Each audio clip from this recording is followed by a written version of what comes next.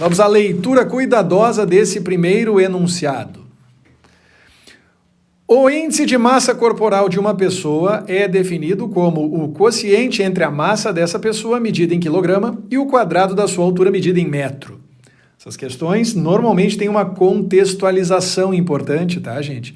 A gente lê com atenção, mas a gente sabe que isso aqui, até prova em contrário, não tem muito valor a julgar, pelo fato de que essa é uma questão de interpretação de dados em gráficos, né, como a gente pode ver à direita.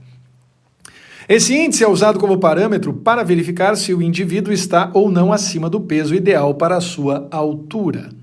Durante o ano de 2011, uma pessoa foi acompanhada por um nutricionista e passou por um processo de reeducação alimentar.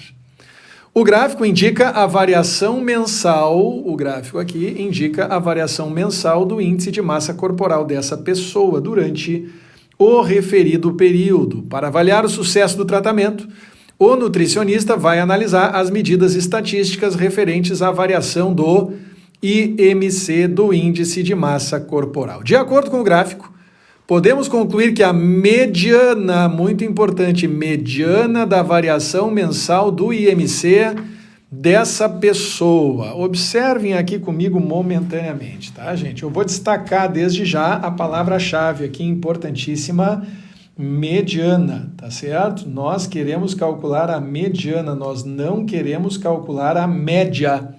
Nós queremos calcular a mediana da variação mensal do IMC dessa pessoa. Existem duas formas de vocês calcularem uma mediana, tá bom? Uma mediana. Para calcular uma mediana, agora sim, mediana, tá? Me atrapalhei aqui um pouquinho para escrever, mas está tudo certo. Você tem duas opções, tá? Você pode ter um número par de observações, número par de valores, ou você pode ter um número ímpar de valores, certo? Se você tiver um número ímpar de valores, é super simples, certo? Vocês vão procurar o chamado elemento central. E já vão entender o que eu quero dizer com isso. Quem é o elemento central? Se vocês tiverem um número par de valores, então vocês vão precisar calcular a média aritmética,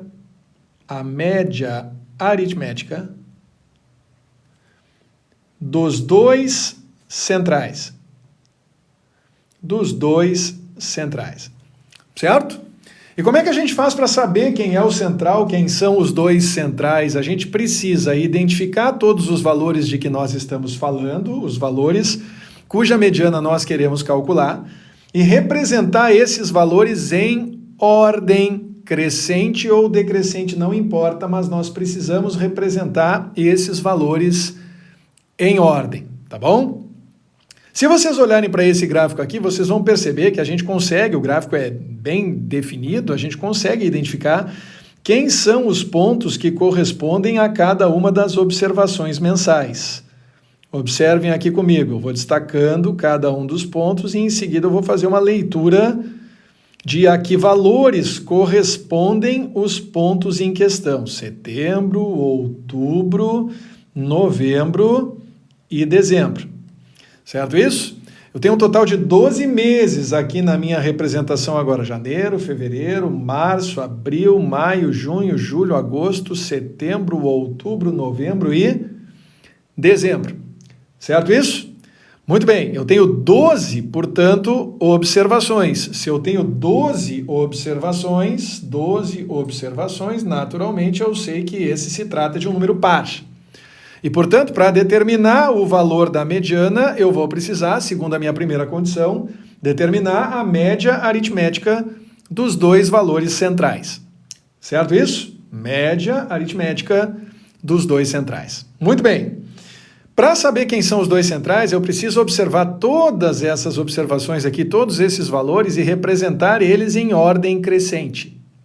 Você pode fazer isso lendo um por um e depois ordenando a lista. Eu vou fazer assim para você ver como você pode, inclusive, economizar tempo logo em seguida, usando uma estratégia que nem todo mundo coloca em prática em uma situação como essa, mas eu espero que vocês venham a colocar. Tá bom? Isso é importante da gente considerar. Então aqui, por exemplo, nós temos em janeiro 29,5. Vamos colocar aqui os valores todos, 29,5. Em fevereiro nós temos 27,7. 27,7. Em março nós temos 27,1. Em abril nós temos 27,4. Em maio nós temos 28,3. 28,3. Em junho nós temos 28,6. Em seguida, em julho, nós temos 27,7. 27,7. Isso foi em julho, né? 27,7. Depois disso, em agosto, nós temos 27,4 outra vez. 27,4. Em setembro, nós temos 26,5. 26,5. Faltam os últimos 3 meses, outubro, 26,2. Novembro, 27,1. E dezembro, 27,4. 27,4. Eis aqui, portanto, os 12 valores. E se você optou por essa estratégia, você vai ter agora que ordenar esses 12 valores. Você vai ter que representar esses 12 valores aqui em ordem crescente. Ou decrescente, tanto faz, na verdade. Porque o que vai importar para você mesmo vão ser os valores centrais. Certo? Então, se você for fazer um ordenamento nesse sentido, você vai ter que começar identificando o menor desses valores, mas uma estratégia para você fazer isso é você olhar para o gráfico.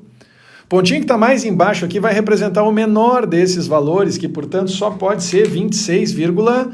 26,2 é, portanto... Opa, falhou minha caneta aqui, vamos ver se eu consigo fazer ela funcionar. Ué, caneta falhou? Que sacanagem. Vamos pegar outra aqui. Vou pegar outra caneta rapidinho, porque essa aqui eu acho que morreu.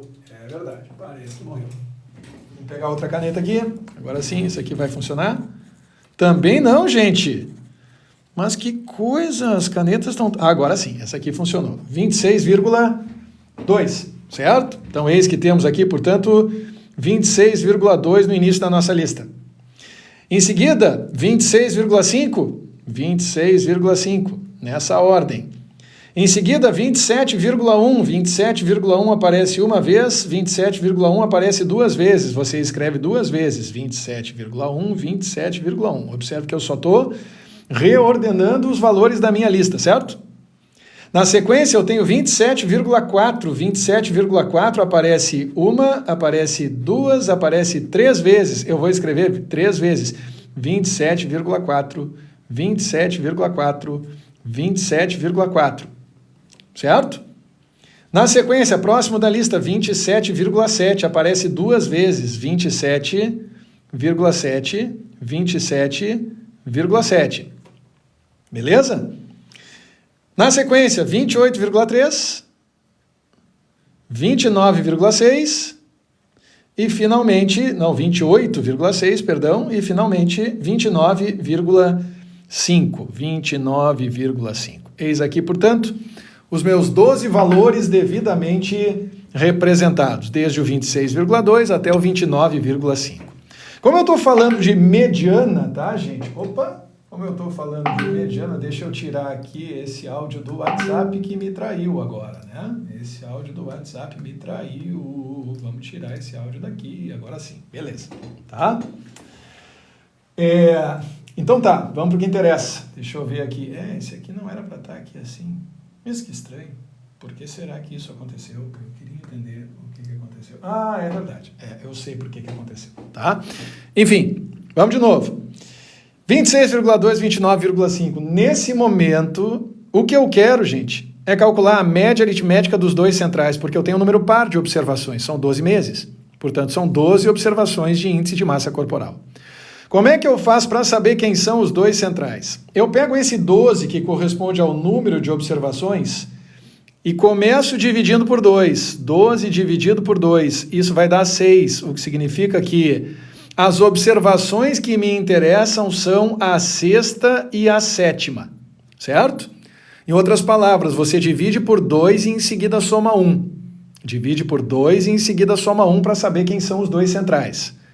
12 dividido por 2 significa que o sexto número interessa a você e o sétimo número também. Agora a gente vai para a lista e vai em busca do sexto e do sétimo números na nossa lista, tá bom?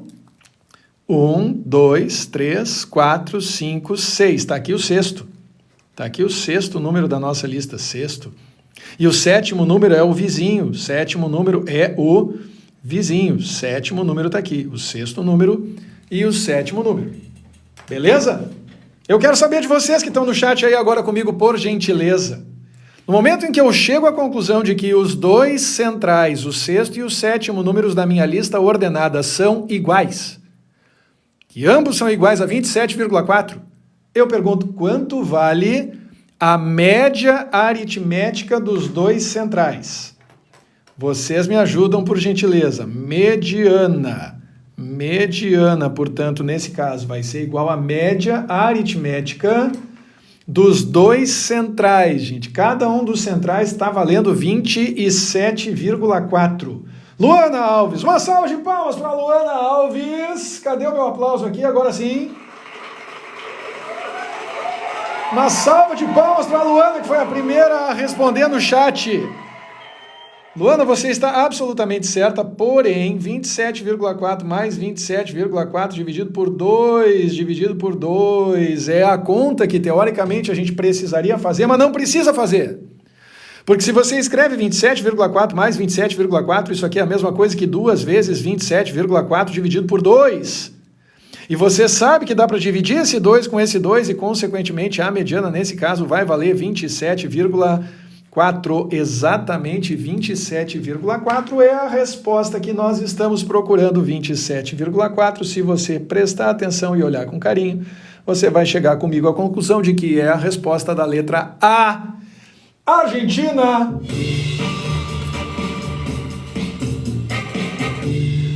Essa foi a questão 136 da prova PPL 2018 de matemática. Eu vou abrir lives aqui no TikTok periodicamente nos próximos dias para resolver as questões com vocês de 5 em 5, tá bom? Enem PPL 2018. Saiba mais sobre a missão Enem, a programação completa que não inclui só o TikTok, visitando este link, estude.link/Enem, tá certo? Coloque seu nome na lista para você se manter bem informado e ter 5, 10, 15 questões todos os dias de graça e mais algumas atividades pagas de que você pode participar, em que eu vou corrigir provas inteiras, começando neste sábado. Já neste sábado eu vou corrigir a primeira prova inteira, tá certo? Muito bem, senhoras e senhores, mais uma questão então agora, questão de número 137 da missão Enem 2023, prova PPL 2018. Vamos lá. Uma indústria automobilística está testando um novo modelo de carro. Você já sabe que não vai precisar ler essa parte do enunciado 2 vezes. 50 litros de combustível são colocados no tanque desse carro, que é dirigido em uma pista de testes até que todo o combustível tenha sido consumido. O segmento de reta no gráfico mostra o resultado desse teste, no qual a quantidade de combustível no tanque é indicada no eixo Y e a distância percorrida pelo automóvel é indicada no eixo X. Eis aqui, portanto, o gráfico em questão. Observe que na vertical eu tenho o combustível no tanque, 50 litros. Na horizontal eu tenho a distância percorrida, 500 quilômetros, e um segmento de reta conectando os dois extremos de maneira decrescente, porque, evidentemente, quanto maior a distância percorrida, menor a quantidade de combustível no tanque, e o que se percebe nesse caso é que o combustível está variando linearmente. O mais provável é que o piloto de provas esteja dirigindo a uma mesma velocidade, justamente para justificar que não existe uma variação na velocidade de consumo, né, no consumo de combustível ao longo do tempo. Tudo bem? A expressão algébrica que relaciona a quantidade de combustível no tanque e a distância percorrida pelo automóvel é... O que é que nós queremos aqui então, gente? Essencialmente, nós queremos saber se quem resolve essa questão sabe equacionar uma reta. E vocês observem que a equação de reta a que nós nos referimos nesse caso, todas as equações estão representadas de acordo com a famosa forma reduzida. Forma reduzida, tá bom? Vou escrever aqui para vocês. Y igual a AX mais B. Essa é a famosa forma reduzida de representação da equação de uma reta, certo? Forma reduzida, certo? Muito bem, no momento que você tem a forma reduzida, o que você precisa para equacionar uma reta, via de regra, é de 2 pontos. Você precisa conhecer as coordenadas de 2 pontos. Esse problema foi até mais gentil com a gente, foi mais generoso, porque vocês observem que nós temos 1, 2, 3, 4, 5, 6 pontos destacados. E por mais que os pontos intermediários aqui não estejam identificados por linhas horizontais e verticais, a gente poderia especular com relação ao valor aqui, por exemplo, quando a distância é 100, o combustível no tanque está em 40, quando é 200, o combustível está em 30, quando é 300, o combustível está em 20. Mas nenhum desses pontos intermediários é o ideal para a gente poder realizar esse equacionamento. Se vocês observarem com carinho, existem 2 pontos que a gente tem certeza aqui. Certeza de quem são as coordenadas. Esses 2 pontos que correspondem aos extremos do segmento, certo? Esse ponto que vocês têm mais ao norte aqui é o ponto de coordenadas x igual a 0 e y igual a 50. 0 e 50. E esse outro ponto que vocês têm aqui na direita do segmento é o ponto cujas coordenadas são x igual a 500 e y igual a 0. X igual a 500 e y igual a 0. Então vocês observam que vocês têm 2 pontos. Vocês têm o ponto 0,50 e vocês têm o ponto 500, 0. O que vocês vão fazer? Para cada um desses pontos, vocês vão substituir o x por 0 e o y por 50. O x por 500 e o y por 0. No momento que vocês fizerem isso, vocês vão resolver um sistema linear. Um breve, um facílimo sistema linear, como vocês vão perceber logo em seguida. Tá? Então nós vamos começar aqui, item de número 1, pelo ponto de coordenadas 0, 50. Certo? Se eu começar pelo ponto de coordenadas 0, 50, eu vou partir da minha equação reduzida genérica, y igual a x mais b, e vou substituir nessa equação o x por 0 e o y por 50. Se eu substituir x por 0 e y por 50, observe que eu encontro y, ou seja, 50, é igual a que eu ainda não sei quem é, vezes o x, que nesse caso vale 0, 0, mais o b, que eu também não sei quem é. Nesse caso, você observa imediatamente que a vezes 0 dá 0. E eis que, para sua surpresa, você acabou de encontrar imediatamente que o valor de b é igual a 50. O valor de b é igual a 50. Tudo bem? Se eu sei que b é igual a 50, gente, isso é vantagem para mim, porque a minha equação reduzida já não tem mais a e b para serem descobertos. A minha equação reduzida pode ser reescrita nesse momento como y igual a vezes x mais o b que vale 50. Tudo bem? E vocês observem que nesse momento eu já fiquei entre duas. Apenas 2 alternativas viáveis. Não pode ser a letra A, nem a letra C, nem a letra E, porque nesses 3 casos vocês têm B igual a 500. Nenhuma dessas 3 pode ser a resposta certa. Quem sabe um pouquinho mais de geometria analítica já deve ter percebido que entre as 2 restantes, uma é crescente e a outra é decrescente, tá? Eu já vou falar sobre isso. Mas quem sabe geometria analítica já matou a charada, já sabe a resposta certa. Eu vou seguir aqui, porém, pela estratégia convencional 2. Estratégia convencional 2 prevê que agora a gente use o ponto de coordenadas 500 e 0. X igual a 500 ao mesmo tempo em que o y vale 0.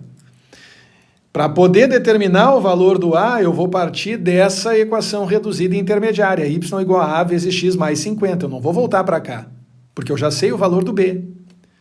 Então, eu vou substituir o y por 0, 0, ao mesmo tempo em que eu escrevo a vezes o x, que vale 500, mais o b, que eu sei que vale 50. Certinho? Eu vou passar o 500A para o lado esquerdo de sinal trocado, vai ficar menos 500A, é igual a 50. Eu vou trocar os 2 lados de sinal agora, multiplicando ambos os lados por menos 1, vai ficar 500A igual a menos 50. Eu vou escrever que A, passando 500 dividindo, é igual a menos 50 dividido por 500. E nesse momento eu vou chegar à conclusão junto com vocês de que o A vale menos 1/10. O A vale menos 1/10. Observe comigo. Eu já sabia que o B valia 50. Agora eu também sei que o A vale menos 1/10. E, portanto, isso é suficiente para que eu, junto com vocês, identifique a expressão final, definitiva, da minha equação reduzida. Y é igual a menos 1/10 de x mais 50. Y igual a menos 1/10 de x mais 50. Eis aqui a resposta do exercício. Menos 1/10 de x mais 50. A única que tem coeficiente angular negativo e b igual a 50 é a única resposta compatível com o gráfico decrescente, como vocês estão vendo. Não pode ser a letra D, e eis que nós acabamos de acertar mais uma questão do Enem.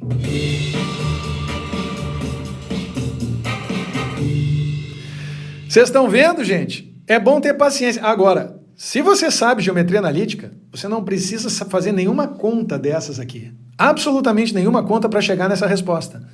Porque você reconhece esse como um segmento de reta decrescente, e como o segmento de reta decrescente tem que ter coeficiente angular negativo, eu sei que o A tem que ser negativo só porque eu estou observando que esse segmento de reta é decrescente.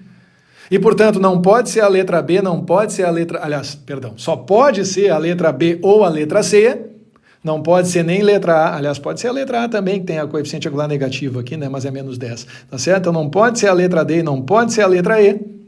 E entre as três restantes, as três que têm coeficiente angular negativo, apenas uma representa um segmento de reta ou uma reta que intercepta o eixo dos y no ponto em que y vale 50. O B, coeficiente linear, sempre vai ser igual, sempre vai ter o seu valor equivalente ao valor da ordenada do ponto de interseção da reta com o eixo vertical. Certo? Nesse caso, como a reta corta, o segmento de reta intercepta o eixo vertical no ponto em que y vale 50, você já sabe automaticamente que o B tem que valer 50.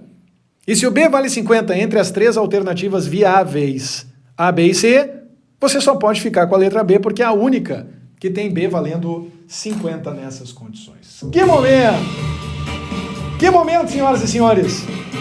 Eu vi que chegaram uns presentinhos aqui, quero agradecer muito a generosidade de todos vocês, quero agradecer as curtidas, já são quase 4.000 curtidas nessa live, faz pouco que eu abri, é só a primeira live de uma série de lives que vão acontecer aqui no TikTok, portanto eu já esperava que não fosse ser um grande público, mas vocês são muito generosos e já mandaram quase 4.000 curtidas, isso é muito legal. Se você ainda não segue o Estúdio Matemática, faça isso agora mesmo, deve ter um botãozinho de seguir aqui em cima, para você fazer isso agora mesmo, tá? E muito obrigado a vocês que já mandaram alguns presentinhos para mim. Essa é a correção do Enem PPL 2018 Matemática, certo? A prova para pessoas privadas de liberdade, que foi aplicada no ano de 2018. E se você quiser saber mais sobre a missão Enem 2023, tome nota deste link, porque tem atividade todo dia, mais de uma vez por dia, inclusive a grande maioria gratuitas, algumas atividades pagas, você fica sabendo de tudo visitando estude.link/Enem, tá bom? Faço questão de frisar e deixo aqui também para vocês, em cada uma das minhas folhas, estude.link/Enem. Beleza? Vamos que vamos então, próxima questão. Ah, mas essa questão é muito fácil. Que bom, né? A gente precisa ter umas questõezinhas fáceis de vez em quando também. Vamos lá, juntos, para a questão de número 138. Está aqui. A resistência elétrica R de um condutor homogêneo é inversamente proporcional à área S de sua secção transversal. Tá bom? Então, a resistência desse condutor, um fio, imagine, um fio rígido, ela vai ser inversamente proporcional à área S. Significa que quanto menor essa área, maior a resistência, quanto maior essa área, menor a resistência. Tudo bem? O gráfico que representa a variação da resistência R do condutor em função da área S da sua secção transversal. Muito boa essa questão, porque bastante gente certamente vai se confundir. O segredo aqui dessa questão, gente, está em vocês prestarem muita atenção no uso da expressão inversamente proporcional, certo? Inversamente proporcional. Toda vez que vocês tiverem duas grandezas inversamente proporcionais, tá? Eu vou escrever isso com carinho aqui, sem pressa. Inversamente proporcionais. Isso tem algumas consequências. Tá? A principal consequência é a seguinte: você sabe que duas grandezas são inversamente proporcionais quando, à medida em que uma cresce, a outra diminui. A outra diminui. Ou, à medida em que uma diminui, a outra cresce. Certo? É o que acontece nesse caso. À medida em que aumenta a área, diminui a resistência elétrica. À medida em que diminui a área, aumenta a resistência elétrica. Certo? Vocês têm que ter variação em sentido contrário, portanto, né? A variação das grandezas que vocês observam tem que acontecer em sentido contrário. Mas isso não é tudo. Isso não é tudo, tá bom?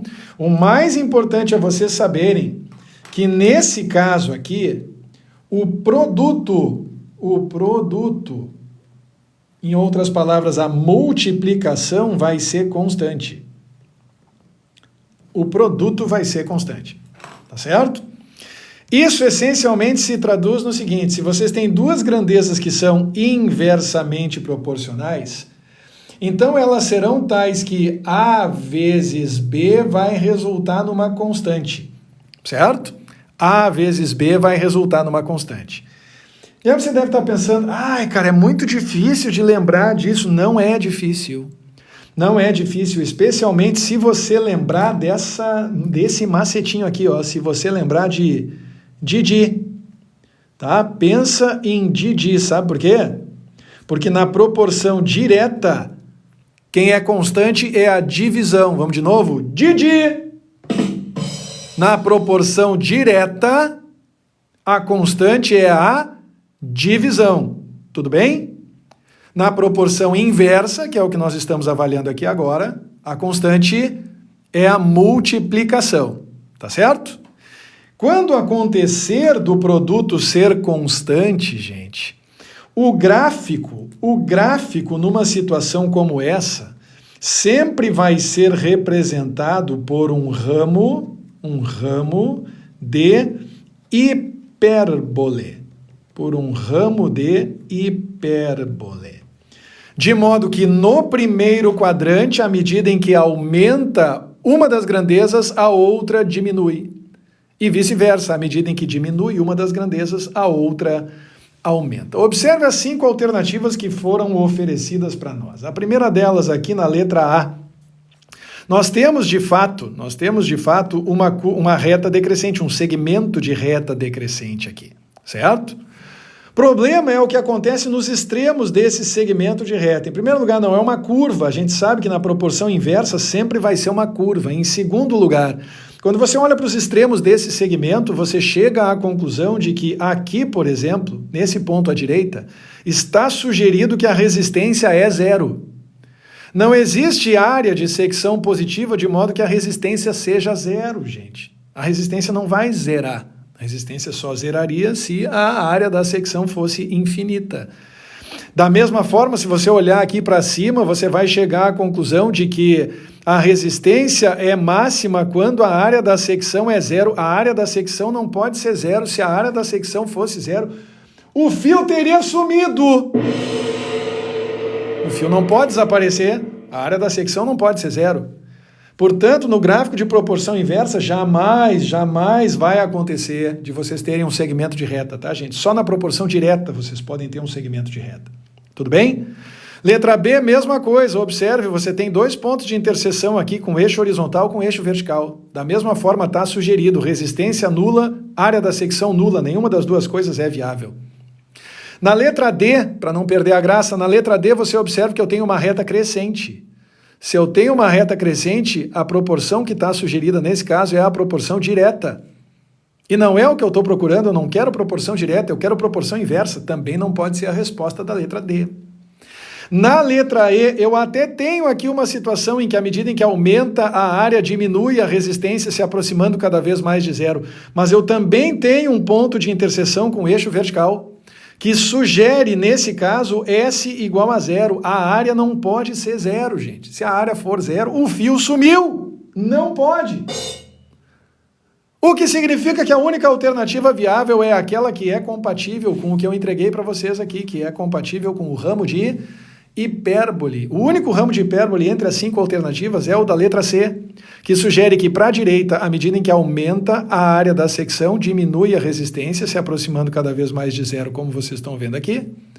E da mesma forma, para a esquerda, à medida em que diminui a área da secção, aumenta a resistência rumo aos confins do infinito. Esse é o único ramo de hipérbole entre as 5 alternativas. Ramo de hipérbole. Portanto, saiba, se cair na prova do dia 12, você já sabe, tá? Você já sabe agora. Proporção inversa, representada no gráfico, sempre na forma do ramo de hipérbole. A única alternativa viável, nesse caso, é a resposta da letra C, Canadá.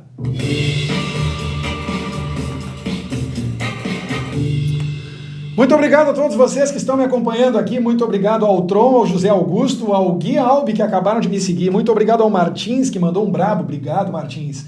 O WhatsApp mandou uma rosinha, muito obrigado, Martins mandou um brabo mais cedo também, foco e disciplina, aprendo muito com seus vídeos, muito obrigado. O WhatsApp, a matemática é linda, muito obrigado a todos vocês que chegaram há pouco não sabem o que está acontecendo aqui, eu estou corrigindo a prova de 2018 de matemática, 5 questões hoje, já foram 3, tenho mais 2 para fazer, tá? Essa prova é parte da programação, essa correção aqui do TikTok é parte da programação da Missão Enem 2023 aqui do Estude Matemática. Eu vou preparar vocês para a antiprova de matemática, a prova do Enem, a maldita. Vocês vão tirar ela do caminho graças a essa força que eu estou dando para vocês nas últimas 3 semanas. Se você quiser saber mais, estude.link/Enem, tanto a respeito das atividades gratuitas que estão programadas por lá, quanto a respeito de atividades pagas que vão eventualmente acontecer. Por exemplo, neste sábado eu vou resolver na íntegra a prova do PPL de 2019, 45 questões no Google Meet, só para quem estiver lá comigo, tá? O ingresso custa R$50, tá bem baratinho. Mas se você se cadastrar no site estude.link/Enem, você ainda pode correr o risco de ganhar um descontinho, tá? Não tá aqui quem falou, mas você pode correr o risco de ganhar um descontinho se você colocar o seu nome na lista, dá uma olhada, estude.link/Enem. Muito obrigado a todos vocês que estão me acompanhando aqui, muito obrigado a quem seguiu, muito obrigado a quem mandou presentinho, muito obrigado a quem curtiu. Nesse momento, 4.500 curtidas nessa live, é muito bom para uma primeira live e esse número vai aumentar bastante ainda, vocês podem ter certeza, tá bom? Mais uma questão então, questão de número 139.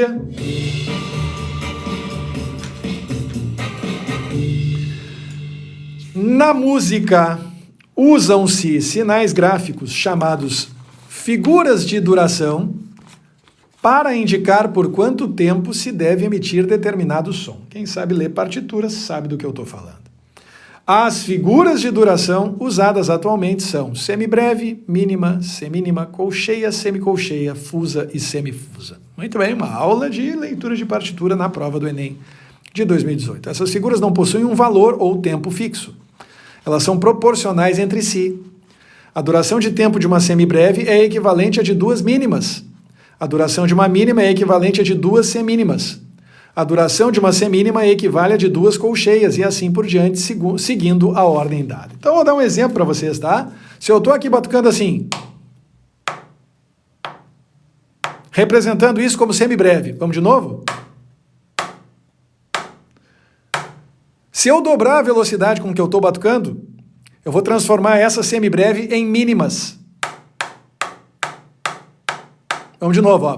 Pum, pum, pum, pum. Agora. Vocês entenderam? Eu dobrei a velocidade. Por quê? Porque a duração de tempo de uma semibreve é equivalente a de 2 mínimas. Certo? E a duração de uma mínima é equivalente a de 2 semínimas. Então, se eu quiser passar de semibreve para mínima e depois para semínima, eu vou fazer assim, ó. Mínima. Semínima. Deu para entender? Essa é a ideia. Tá bom? A ideia é vocês entenderem que o tempo sempre vai sendo reduzido à metade do tempo da nota imediatamente anterior, ou da figura de duração, nesse caso, imediatamente anterior. Tudo bem? Na medida em que cada uma das figuras corresponde sempre ao dobro do tempo da próxima figura. Certo? Considere que a semibreve tem a duração de tempo de 1 unidade. A semibreve é 1 unidade. Então eu pergunto para vocês, por gentileza, se você entendeu a minha demonstração aqui agora. Se a semibreve tem duração de tempo de 1 unidade, e a duração de tempo de uma semibreve é equivalente a de 2 mínimas, qual vai ser a duração de uma mínima? Pergunta que vale para o chat. A semibreve tem duração de 1 unidade. A duração dela é equivalente a de 2 mínimas. Nesse caso, qual será a duração de apenas uma mínima? Resposta no chat, por gentileza, porque quem responder certamente terá acertado essa questão, caso ela volte a aparecer no Enem de maneira semelhante. Victor!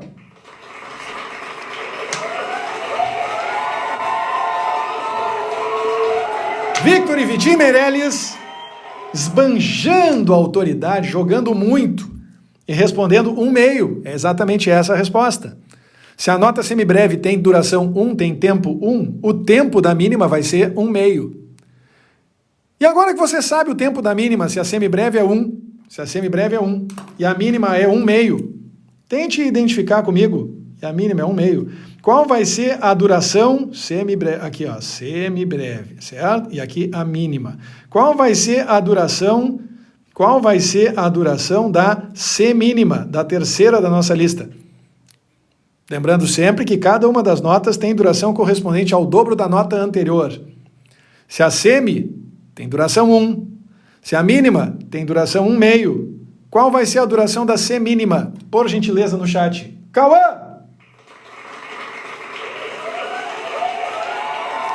Leonardo Correia, sabem tudo esses meninos, sabem demais esses meninos, a semínima que está aqui, semínima, certo? Vai ter duração 1/4, e agora você já entendeu? Se a duração da primeira é 1, a duração da segunda é 1/2, a duração da terceira é 1/4, a duração da quarta só pode ser 1/8, que vai ser a colcheia, a duração da semicolcheia vai ser 1/16, a duração da fusa vai ser 1/32, e a duração da semifusa vai ser praticamente uma metralhadora, vai ser 1/64. Agora, pelo amor de Deus, não se precipite.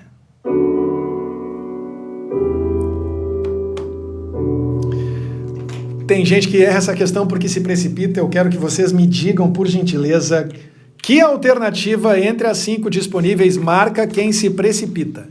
Que alternativa marca quem se precipita? Vamos ao comando da questão.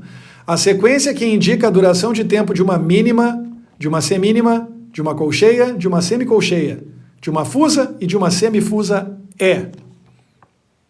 Você montou a estrutura comigo. Semibreve, semínima, colcheia, semicolcheia, fusa e semifusa. Essa é a semibreve, tá? A primeira, para não confundir, semibreve. Onde está o pega-ratão? Tem um pega-ratão sinistro nessa questão. Se a pessoa está com pressa, está ansiosa no dia do Enem, e é regra, a grande maioria das pessoas se sente ansiosa no dia do Enem, tem pressa, certo? Se a pessoa se sente ansiosa no dia do Enem, ela vai marcar, eu garanto a você, a letra C de Canadá. Porque ela encontrou essa sequência começando pela semibreve, 1, 1/2, 1/4, 1/8, 1/16, 1/32, 1/64. Ela não vai marcar a letra A, claro, porque ela entendeu que cada nota tem tempo correspondente à metade da nota anterior, então a resposta não é a da letra A, e também não é a da letra B, porque nos dois casos nós estamos falando de progressões geométricas crescentes, 2, 4, 8, 16, depois 1, 2, 4, 8, 16.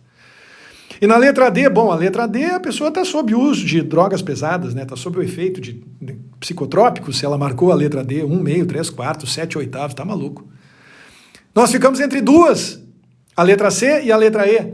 Só que aí você tem que tomar muito cuidado com o comando da questão, a sequência que indica a duração de tempo de uma mínima.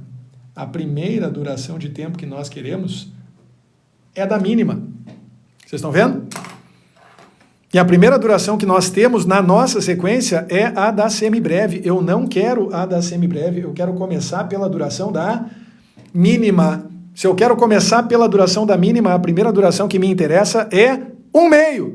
E, portanto, na resposta nós temos que ter 1/2, 1/4, 1/8, 1/16, 1/32 e 1/64. A única alternativa compatível com essa é a que você encontra na letra E, Equador.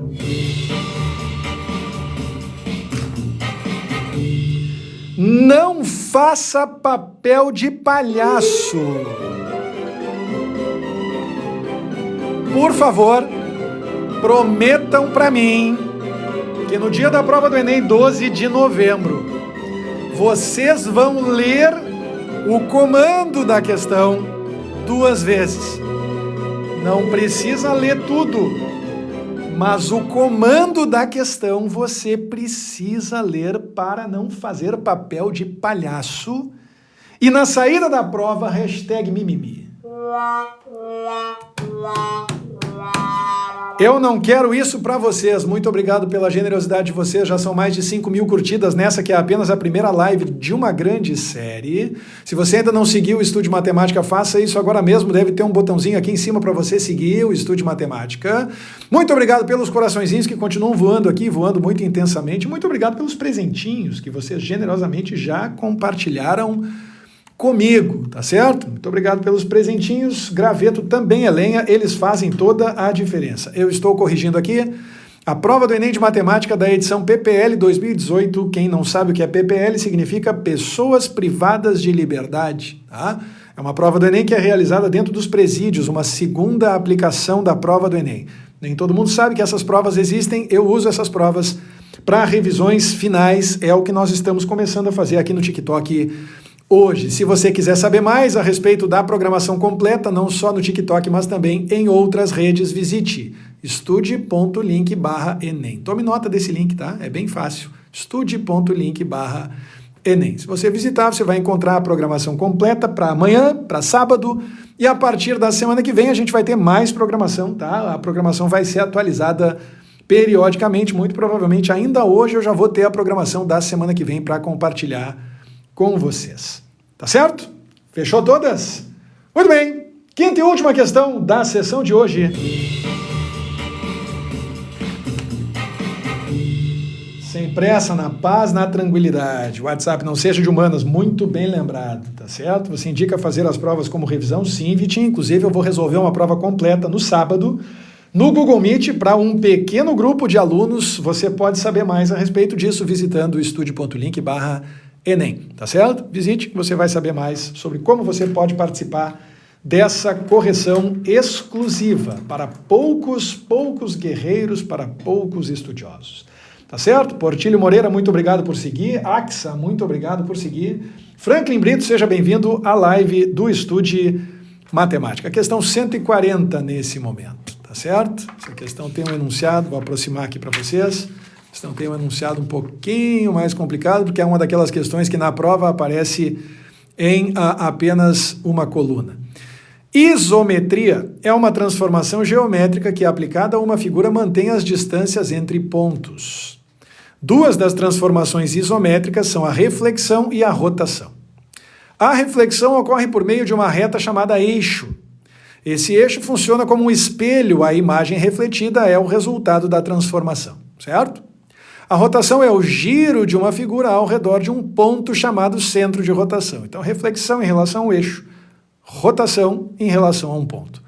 A figura sofreu 5 transformações isométricas nessa ordem. Essa figura aqui, olha que meigo. Olha que meigo, isso. Mas que coisinha mais meiga.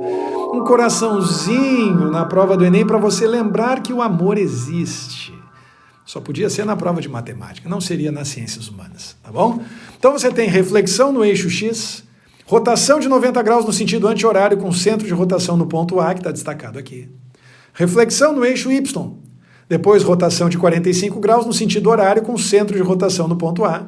E finalmente reflexão no eixo dos X. Tudo bem?